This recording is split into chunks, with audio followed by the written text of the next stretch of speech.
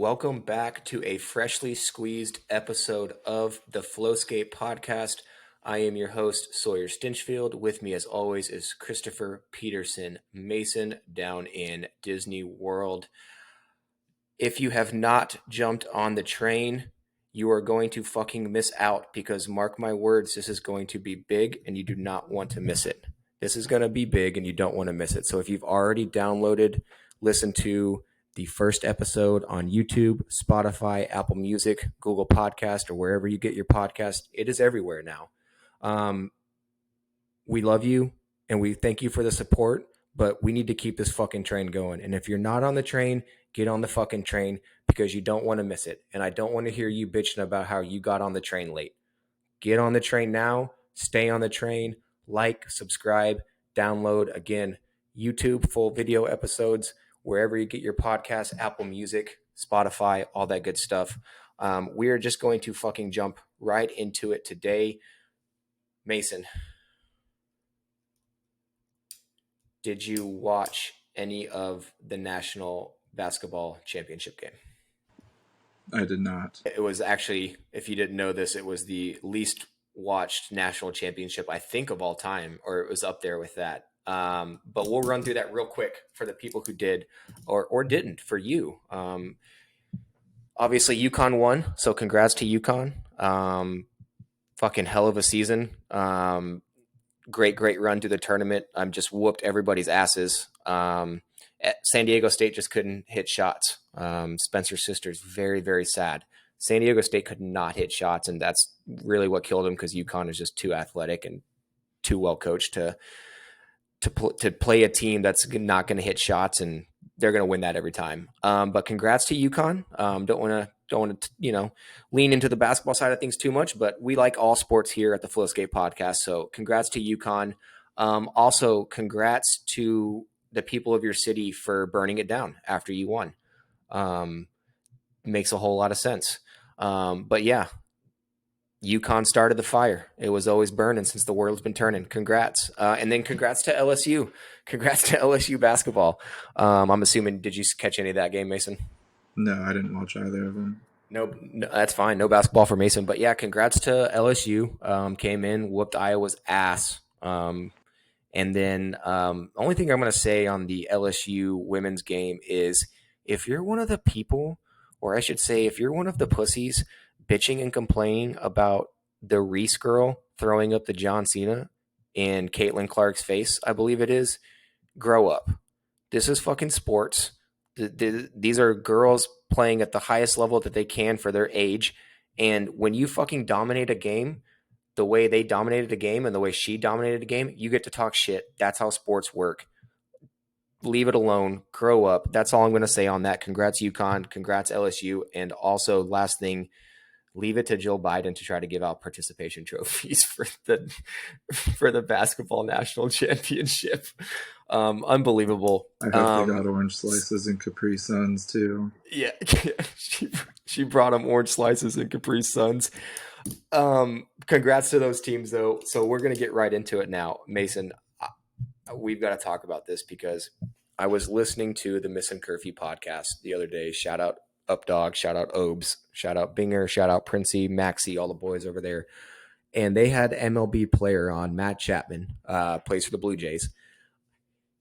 He talked about how, I don't know if this is for every MLB team, but specifically for the Blue Jays, he talked about how when they travel, they have a players only bus and a coaches only bus.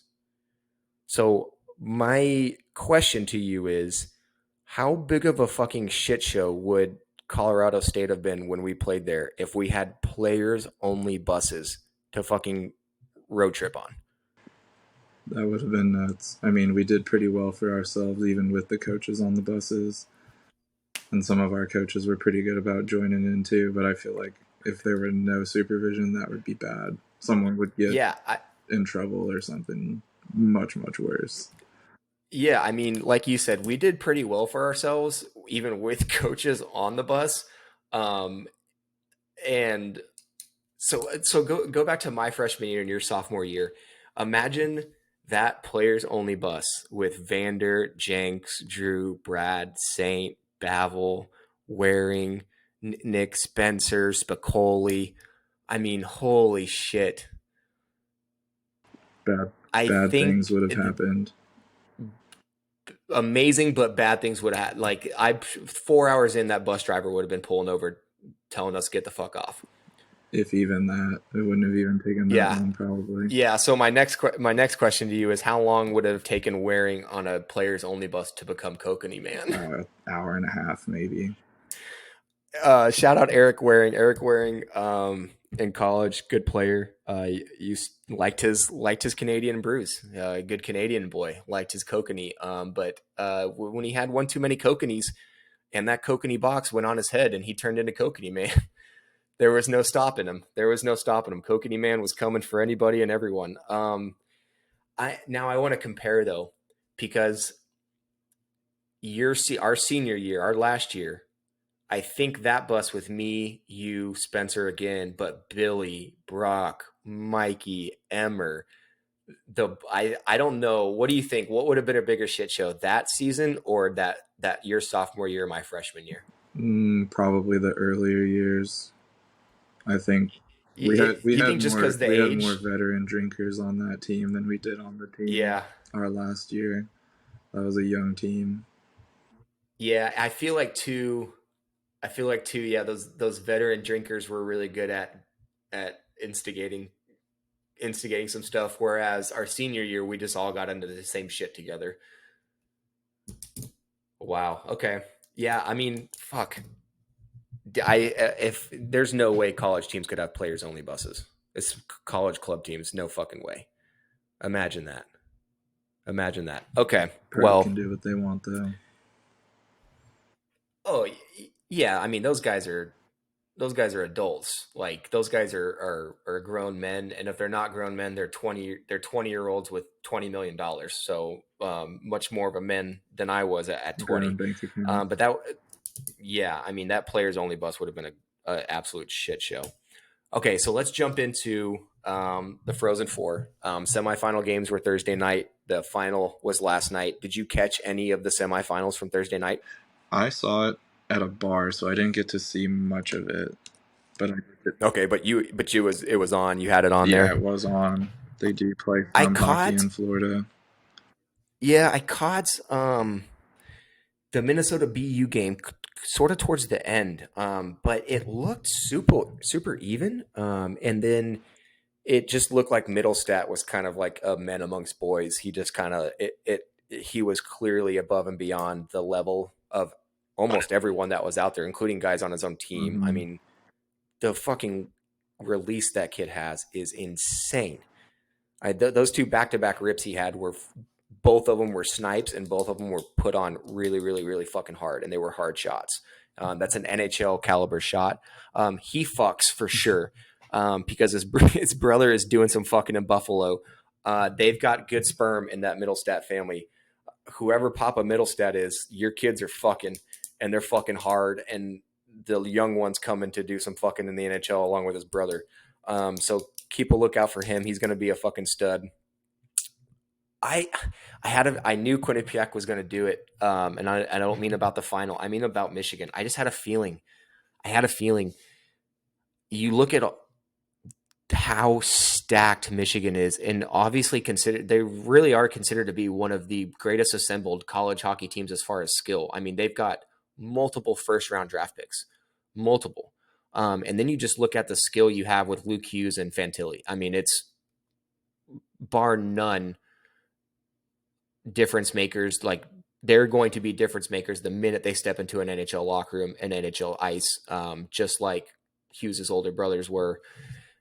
But that game, they played like individuals. And I'm not going to go so far as to say they had one foot out the door already, meaning those kids who know they're first rounders know they're not coming back. They're going to make a lot of money next year. I don't ever want to challenge somebody's heart or question somebody's heart, but you got to wonder, especially for Luke Hughes, because he's a Devils prospect, were NHL playoffs on his mind? And, and it's a valid question, because If they're not, it's a little bit of a concern because that would mean he's not looking towards the future, and you want him looking towards the future. But if they are in his mind, it means he may not be all in as far as the mental side of the game for his own team in the Frozen Four. So I'm not going to go so far as to say they had one foot. Some of those kids had one foot out the door. Like, hey, if we lose, fuck it. I'm going to make $1 million and I'm going to go make marketing money and I'm going to do this and I'm going to do that. So I'm going to be okay. It's going to suck, but it is what it is. But they played an individual game. They clearly got out coached. Quinnipiac was fast. Quinnipiac is stacked too. They have solid kids. Brandon Moore's kid is fucking nasty. And the kid that scored the game winner last night, he's fucking good. I can't remember his name off the top of my head. But they just played two separate games. So it was completely different. And then last night, did you catch the game last night? Mm-hmm. Yeah, I did. What'd you think? It was good. What'd you think? It was good. I think Quinnipiac deserved it. My mom, Virginia, absolutely hates when teams pull the fucking goalie. She hates it. She will tell you every single time it never works. It never works. It never works. And I would almost agree she's right a lot of the time as it doesn't work. But when it fucking works, it works on the biggest stages and it gets teams important wins and important points. So for instance, the Stars did it twice this year. Down a goal, late, pull the goalie, okay? Scored with one with like a minute and a half, I think, and then one was under like 30 seconds left. They came out with wins, I believe, in both those games, if I'm not mistaken. I could be wrong. But those are important. Those were ended up being important points for the end of the season standings. You don't pull your goalie, you don't even give yourself a chance, Virginia. You don't know what's going to happen. So she ate the words on that one because she watched the game last night, and my dad even said as soon as they pulled the goalie, she was pissed. But they got it done. Congrats to Quinnipiac. That OT goal. Did you see the OT goal? Mm-hmm. Was that your guy going to the net? Because whose fucking guy was it? Seriously. Wide open. Did you see the offside D pulled? Like, they won the faceoff. The far side, the close side D to the puck pinched on the puck. The far side D came across, and both forwards just fucking watched that Quinnipiac centerman just skate down the ice, and that's what happens. That's what I think. The kid that it was his man was. I think that was the kid. Did you see the kid break his fucking stick over the post right after it went in? He knew. Yeah, and it was either his man or the kid. Did you see the kid laying on the ice with his hands in his face?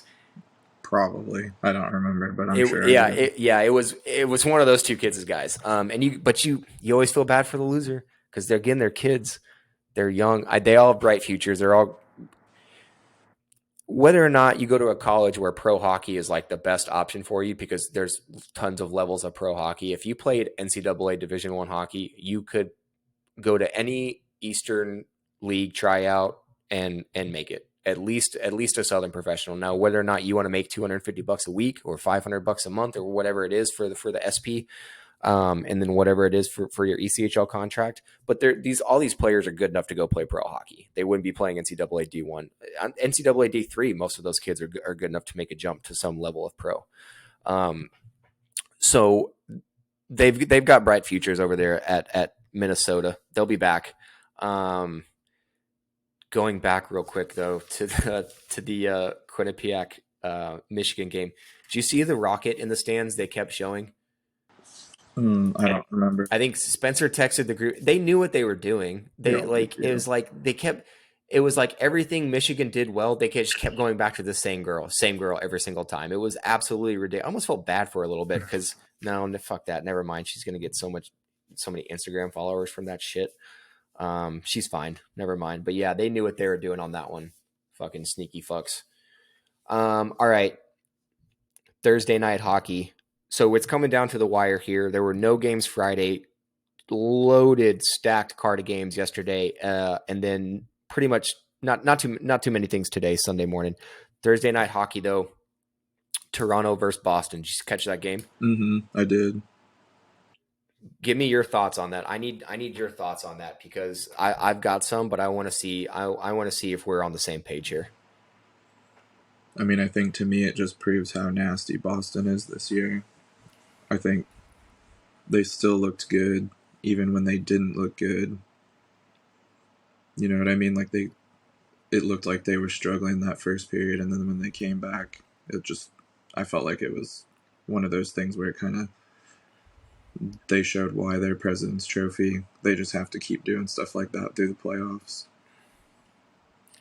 See, and I'm glad you said that because I could not disagree more. That to me You think they're is going to choke? wrong.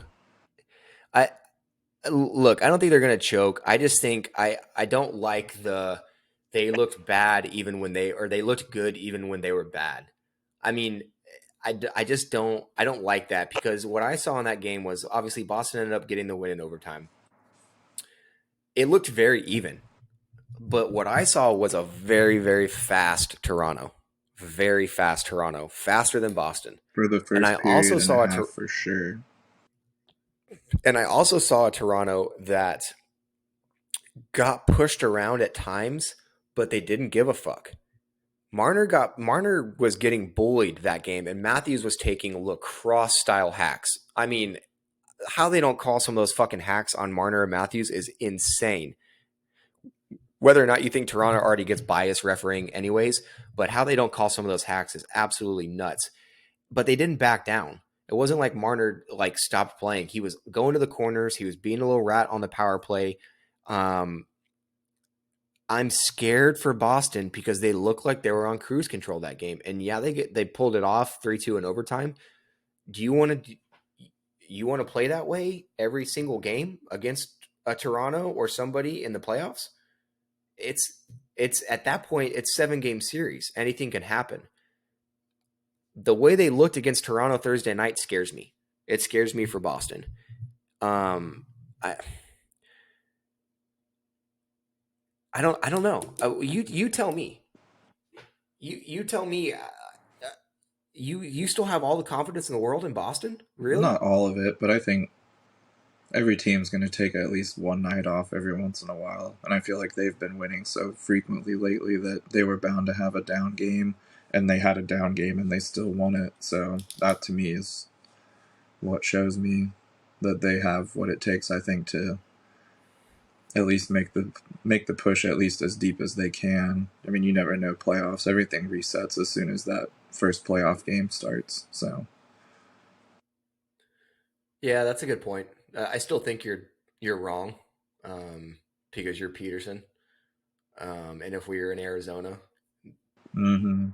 those fans would be fucking giving it to you. Yep. So real quick, when you hear me call Mason Peterson, and he calls me Bibbs, when we played at Colorado State and we would go on our Arizona road trips, which were, I mean, some things can be told about the Arizona road trips and some things cannot be told about the Arizona road trips. That's a slippery slope. That's a slippery slope. Shout out to the Tucson Bunny Ranch, whatever it's called nowadays.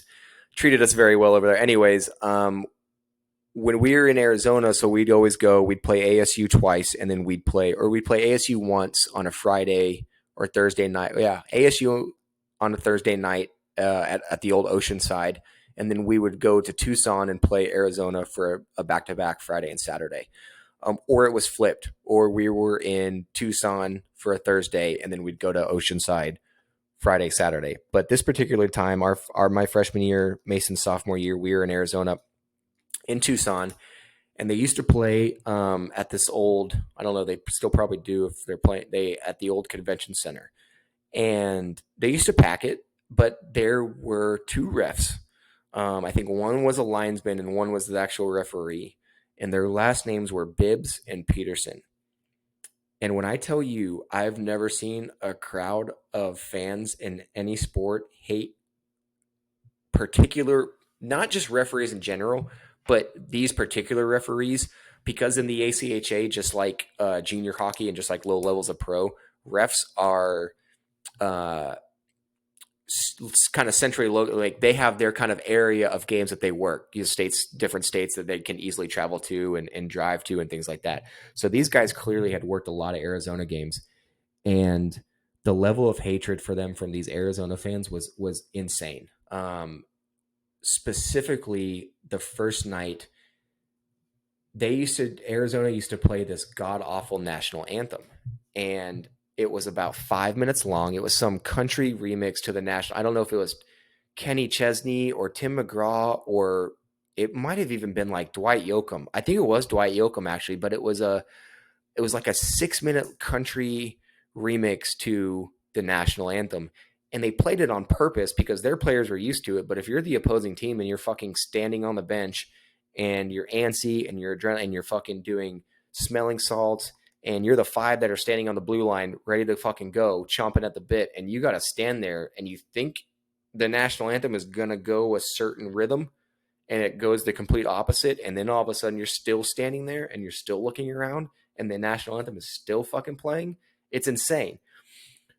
So right before though, you know exactly what I'm talking about, right? Yeah, I do. And then they would play Who Let the Cats Out as soon as it finished too.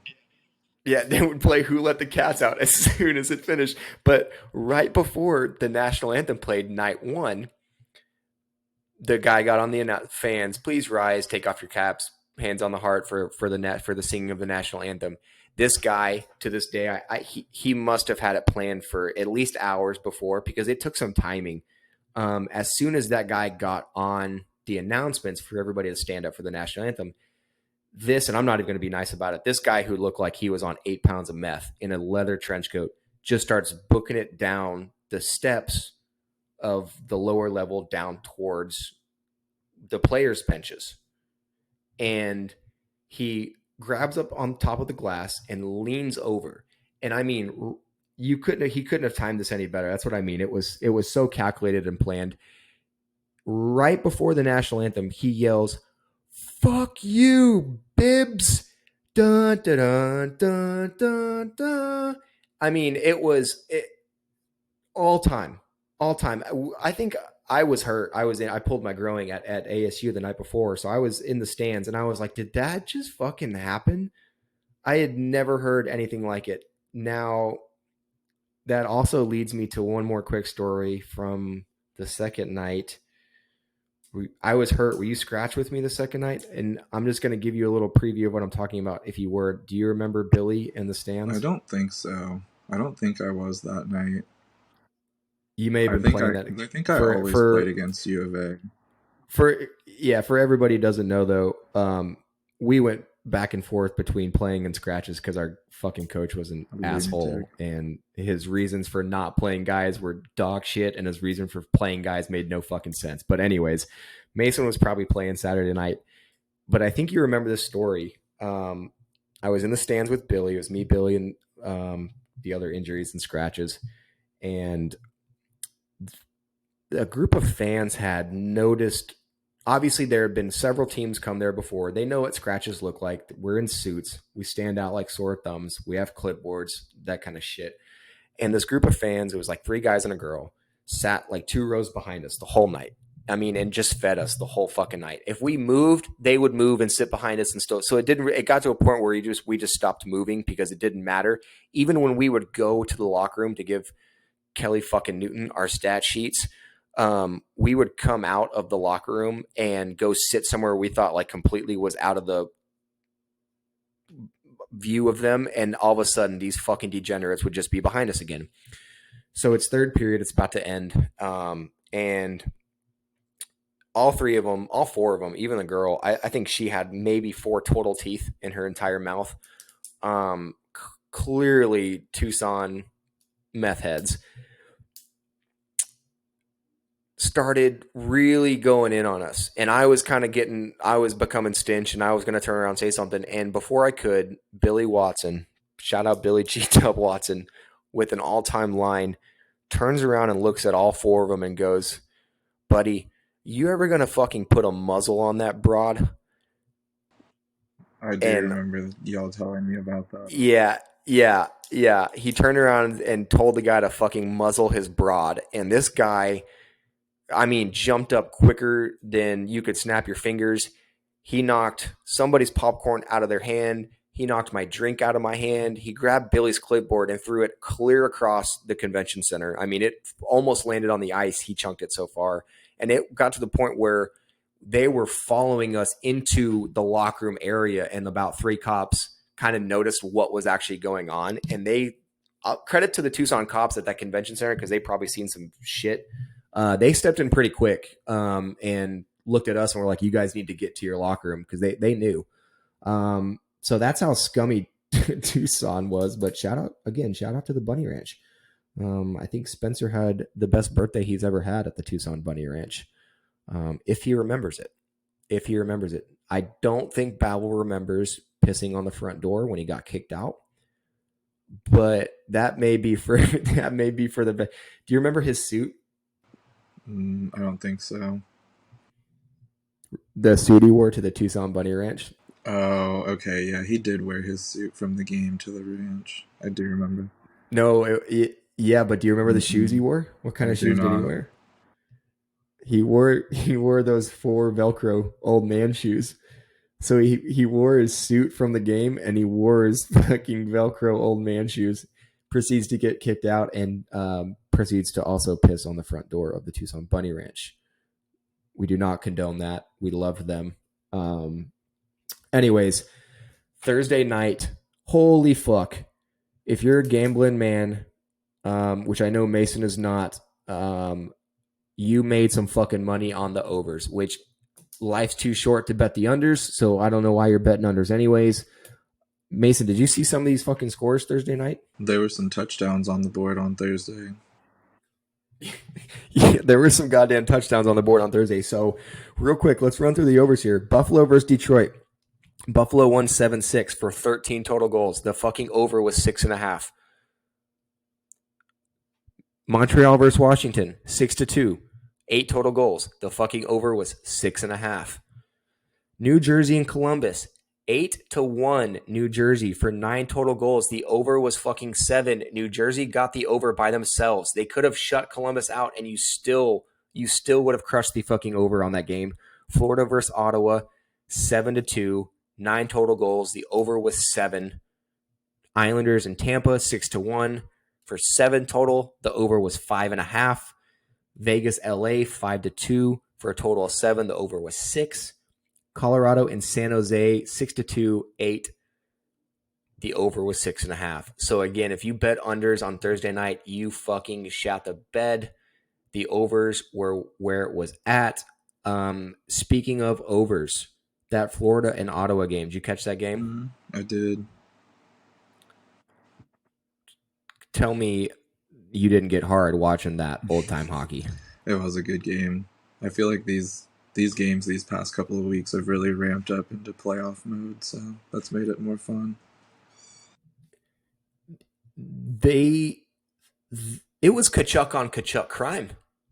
Those fucking 2 kids were just running wild, and I think they try really hard to avoid each other at all costs, but it's eventually going to happen, I think. And I think Brady is going to start it, and I think he's going to finish it. But those guys were running wild out there.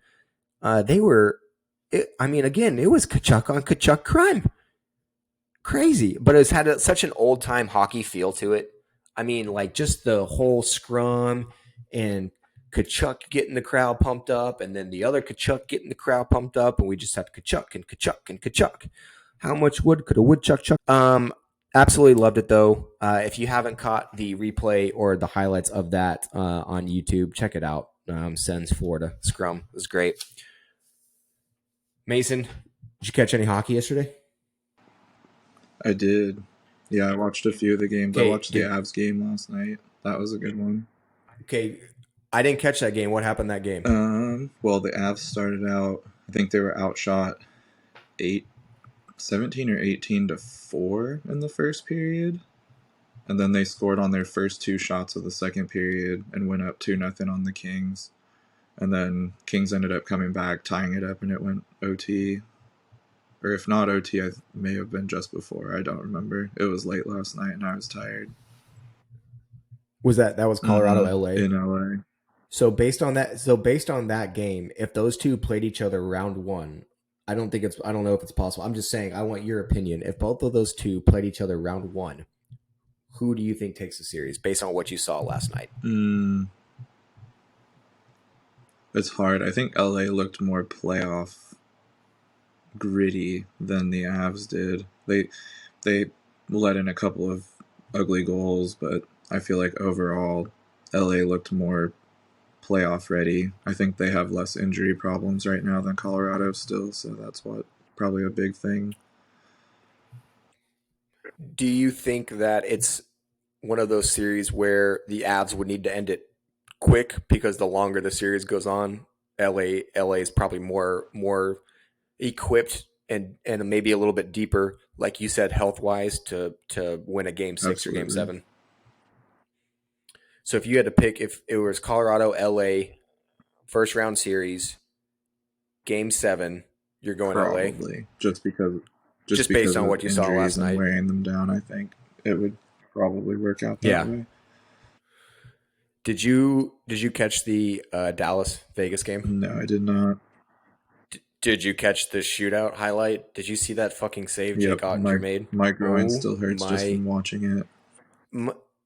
my whole lower body. I pulled it just watching. I pulled my dick. I pulled my gooch. I pulled my hole. I pulled both groins. I pulled my Achilles. I tore my Achilles. I tore my ACL. All just watching Jake Ottinger make that fucking toe save with that puck. I mean, the strength, the core strength, and the hamstring, and just all that is incredible to be able to do that. Because all his weight was on the left, and that right leg, it's crazy. It's insane. If you haven't seen it, go pull that up. Jake Ottinger, his game-winning save in the shootout last night it was one of those goals where when the guy made the move, I was like, "Fuck, we're hopefully we can bury this and put one in and end it." And then all of a sudden the puck's not in, and you're like, "Oh my god, who is the girl on the broadcast? Is it Emily Kaplan? If it's ESPN, then yeah. Is it? Yeah. She's not bad. Mm-hmm. I actually like her. Yeah, she's not bad. I don't like anybody who talks too much, and I think she jumps in at the right times. I don't think she says too much, and I think what she says is precise and correct. She knows what she's talking about. I've definitely gotten used to her. It was different at first, but I like it. I like her, so keep it up. I like hearing her. I like hearing what she has to say. So Mason, you woke up this morning with the same news that I woke up to about Tiger Woods, and I just want to know how quickly your morning wood went away. Was it as fast as mine? Yeah. I mean, he wasn't really in contention or anything, so it would have been nice to watch him play, but at the same time, I feel like it'll be less of a distraction for those who are actually in contention right now. Like, Rahm is still up by 2. Mickelson is the clubhouse leader, which is insane to think about. So basically, if Rahm chokes, Mickelson could end up taking this thing for the Live Tour, which would be just nutty. So John Rahm is in first at 10 Yeah, under. Mickelson is. Phil Mickelson is now tied for second with Brooksy at 8 Yeah, he's the under. clubhouse And leader. then, Mickelson is clubhouse leader, yeah, so he has the advantage right now. yeah, and Spieth. Spieth choked on the final hole and bogeyed it because Spieth was at -8 on after 17. Oh, okay, yeah. Okay, so he's through. Yeah, he's finished. But Phil's finished Yeah, too. Phil right now holds all But he the. hasn't. Oh, but that was the restart. He hasn't played that third. Has he played his Yeah, third this is round? the final. Everyone got cut. Oh, Everyone they're in got the. cut up this morning. This is all. This is for all of it right now. Oh, so it's pretty much Brooks and Rom. And it looks like Patrick Reed and Russell Henley still have a chance too. They're only 3 strokes back. True. Okay. Yeah. You know what? To be honest with you, do you know who I want to see win? Who? Brooksy. I can't get behind that. I. I mean, I just want everybody to shut the fuck up. Leave the guy alone. Like, yeah, he all anyone talked about was in the Full Swing documentary how it's like, how can you look so miserable and have a, I don't care how fucking hot your wife is, she's still gonna annoy you at some point in time. Like it's just, that's just how life works. You know what I mean? It doesn't matter how much of a supermodel your wife is. You're still gonna have fights and what, or she's gonna say things that you disagree with and annoy the shit out of you, just like everybody else's normal relationships in this world. Just like he probably says shit that annoys the fuck out of her. He just looks like a guy to me that just doesn't want to be bothered. Just leave him, like, you know what I mean? But now he does shit that doesn't help his case, right? Like he goes to the Florida Panthers games like an asshole Yeah, I was gonna say, I feel like and he just has a PR holds up issue. the cone to Ekblad. I'm I sure he's mean, fine. He doesn't handle himself around people as well, I don't think. yeah, I just kind of want him to win so people get off his back, and I think that's what he needs is like, who cares? Like, why is it your point in life to determine how unhappy or happy Brooks Koepka is, or you think he is? Like, who gives a fuck? Let the guy live his life and fucking play golf in shorts and make millions and millions of dollars on the Live Tour. It's clearly helping his game because he hasn't won in a long time, and he won last week, and he's in contention for, quite frankly, the biggest tournament any golfer could ever play in their entire life. I mean, if you asked any professional golfer if you could pick one tournament to play in for the rest of your life, I would say 99.9% of them are going to say, I want to play in the Masters every Oh single yeah, year. I mean, that's there's no, maybe a close second is St. Andrews but they don't play there for every the year, Open, so you only get to but go they don't there play there every once year, right? every So if 8 years or whatever it is. exactly, so if you ask any golfer, 99.9% of them, and you say one tournament, you get to play it every year for the rest of your life, they're picking the Masters. It's not even close. So just to be even in contention is good for him. But I kind of want to see him win. I like John Rahm. Mm-hmm. Now if I,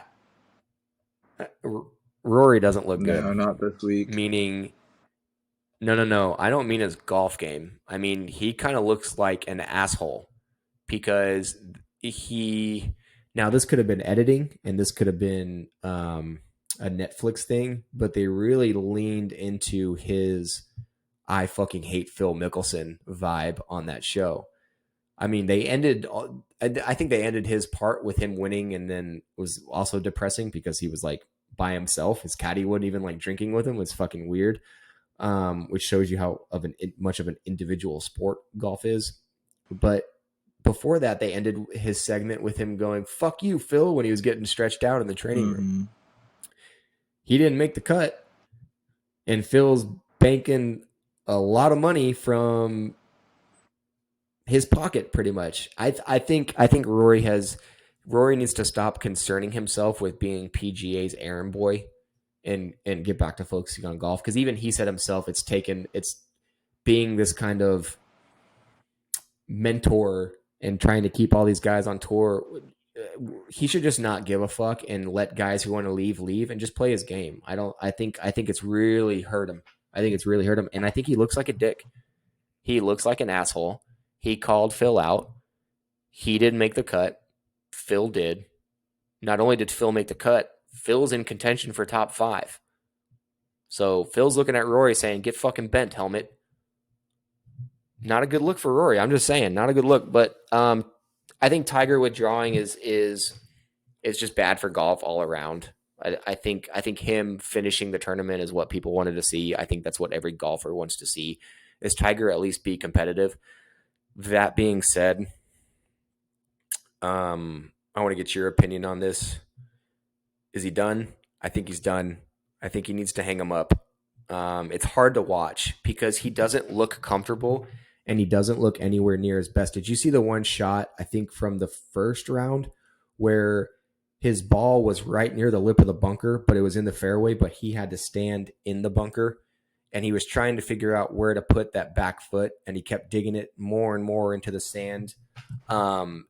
And when he finally hooked that ball, if you noticed, he like hopped up on one foot and like stuck his foot out. And you could clearly tell he was not only uncomfortable, but like that physically Mm-hmm. hurt him to like take that shot. I I don't think he he's wins done, right? I mean, if he wins another tournament, it's probably a smaller one. I think he would have to really put together some rounds, but I think health But he wise, can't he even. He can't do can't even. 4 days straight. I think he's good for 3 days usually, and then the fourth day, depending on what day it is, causes him to have to withdraw or whatever. Yeah, he can't even finish it. He can't even finish a Mm-hmm. tournament. I mean, that's the crazy. That's the Yep. crazy thing. And that's the sad thing. But golf is golf is about being able to Right. finish. Here's the other selfish thing too, right? He withdrew, but that means that there was a golfer who missed out on money, who didn't make the cut, who would have made the cut, and that is where it starts getting unfair.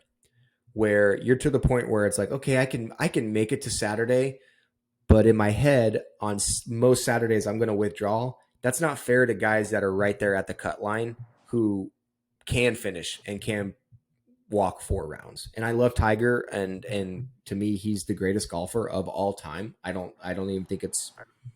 I don't want to say I don't even think it's close. It's a little close as far as major championships and stuff like that with other golfers from back in the day, but I think it's pretty consensus that the consensus is he is the number one golfer of all time and will be the number one golfer of time. And if he's not, he is the number one golfer that everyone wants to see do well, regardless of his personal issues. So it's just sad to see Freddie Couples. If Mason, if you could swing like Freddie Couples tomorrow, what would you give up? Would you give up a testicle to swing like Freddie Couples? Probably not. I feel like that would throw off my center of gravity, and I wouldn't swing like him.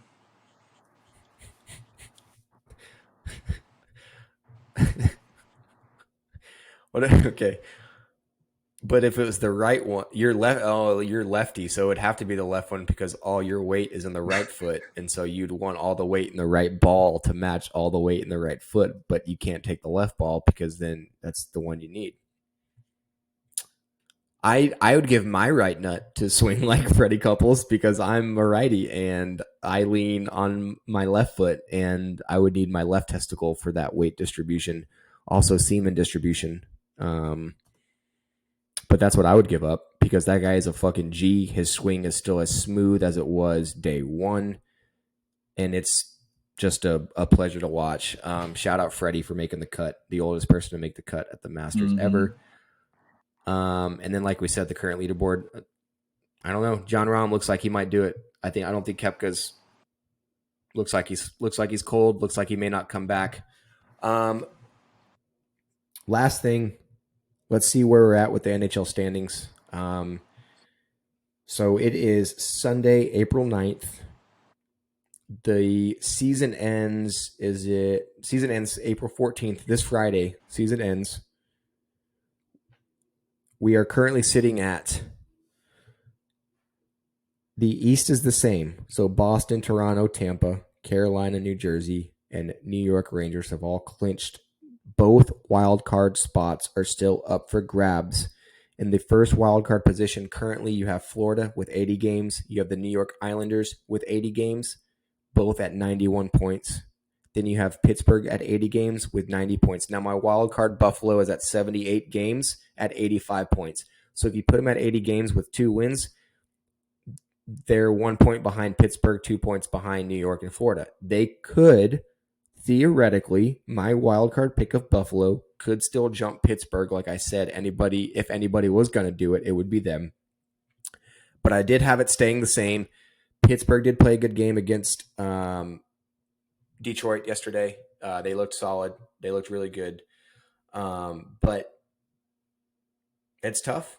It's tough. We'll see. So that's where the East sits right now. Both wild cards still up for grabs, with Florida, New York, and Pittsburgh having all 2 games left to play, and Buffalo having 4 games left to play, which could actually make it interesting. How do you feel about your Penguins, Mason? Your favorite team? I mean, I still think they're in a position where they can sneak in. I don't think Buffalo's doing anything, even though they have games in hand. I don't think they're going to make it. So, what do you think is better for hockey? Pittsburgh and Florida, or Pittsburgh and the Islanders? Pittsburgh and Florida. Yeah, I mean, you want to keep that market down there. You want to keep growing that market. You need Florida in the playoffs. Central or the West, Colorado, Dallas, Minnesota, Vegas, Edmonton, Los Angeles, and Seattle is the first wild card. They have all clinched. There is only one wild card spot remaining in the Western Conference. Winnipeg has one game on Calgary with 1 point on Calgary. 79 games played with 91 points. Calgary has 80 games played with 90 points. Nashville 79 with 88. I don't see Nashville doing it. They look like shit against the Stars when we beat them the other night. Calgary, like we said last episode, what did we say about Calgary last episode, Mason? I mean, I think they could still sneak in, but it's just, I don't know. I said they're coming. I said look out because they're coming. I mean, it's still doable, but we still got a couple of games, so we'll just have to see next week. I'm still going to stick with my prediction that Calgary jumps Winnipeg and takes that second Western wild card. I just have a feeling. I think Nashville's out. Nashville's not going to do it. It's going to come down to Calgary or Winnipeg, and I think Calgary is going to do it. Because like we said, Winnipeg's last two games are against Minnesota and Colorado. That's the way the cookie crumbles, and that's a tough way to crumble the cookie. But that's the way the fucking cookie crumbles. So there's nothing you can do about it. I just don't see it happening. So other than Seattle clinching, nothing has really changed from last week. I have not changed any predictions. Mason, would you like to backtrack on any of your predictions from last week? I'd say they're all the same. Yeah, okay. I'm going to say most of your predictions are going to be wrong. We'll see. But someone's got to be wrong, right?